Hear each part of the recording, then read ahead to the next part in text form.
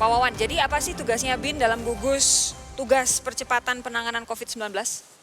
Ya, kita terus mengidentifikasi dan melakukan langkah-langkah ke seluruh wilayah di Indonesia karena kita juga punya pindah di sana, termasuk juga di sejumlah negara yang kena, itu kita juga punya Perbinlu ya, perwakilan yang ada di sana. Nah itu lakukan collecting data dan kerjasama, baik kerjasama bertukar muka informasi maupun kerjasama dari sisi teknologi.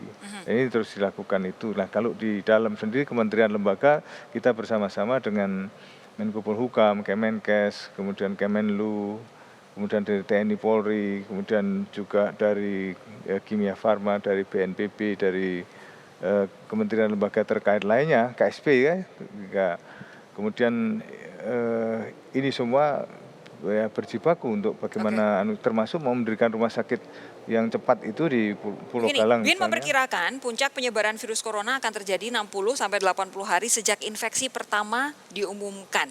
Hitung-hitungannya gimana dan apakah bisa dicegah? Kita terus melakukan pencegahan, namanya juga prediksi kan, prediksi tapi kita itu kan puncaknya terus kemudian akan menurun gitu ya. Itu akan menurun. Tapi kita ingin secepatnya sebelum itu sampai pada tataran puncak itu kita sudah lakukan langkah-langkah baik mitigasi maupun langkah di bending untuk pembatasan supaya mereka sudah kena sudah dibatasi termasuk secara literasi publik bareng-bareng melakukan disinfektan misalnya kemudian pembagian ini kemudian budaya sehat, kemudian menggunakan ya olahraga maupun juga berjemur matahari di mana virus kan mati 26 sampai 27 derajat. Ini semua iklim ini diharapkan mampu untuk melakukan. Bung Haris, tanggapannya dong ada BIN masuk dalam gugus tugas?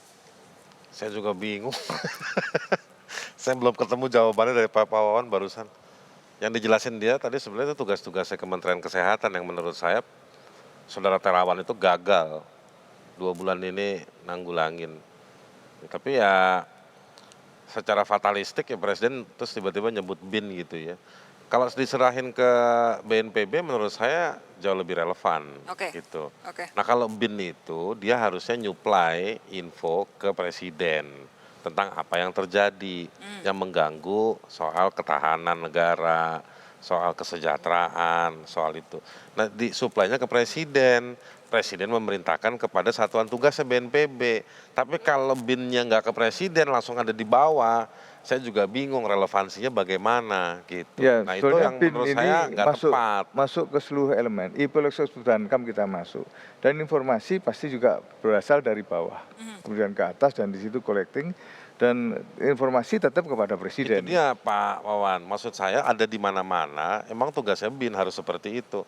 Tapi bukan bekerja bersama BNPB, BIN itu bekerja di mana-mana, nyuplai ke Presiden supaya Presiden agak lebih ganteng dikit lah polisinya. Jangan Tapi kabur tetap, nutup-nutupin informasi. Artinya tetap koordinasi. 2 bulan kemarin itu informasi yang belakangan Presiden bilang ya memang ditutup-tutupin. Itu kan sebagus juga kayak nampar BIN. Jadi sebenarnya gini, selama ini kemana yang aja? namanya Kominpus, Komite Intelijen Pusat, itu mengkoordinir seluruh intelijen yang ada bersama dengan kementerian lembaga terkait. Jadi memang kita di Undang-Undang nomor 17 tahun 2011 memang menjadi leading di situ. Kita nanti mau lihat seberapa pengaruhnya BIN ini kalau misalkan memang bisa dilihat dalam gugus tugas. Tapi tadi Pak Zubairi katanya punya pertanyaan ini terakhir karena waktu kita sudah habis, punya pertanyaan buat Pak Sigit.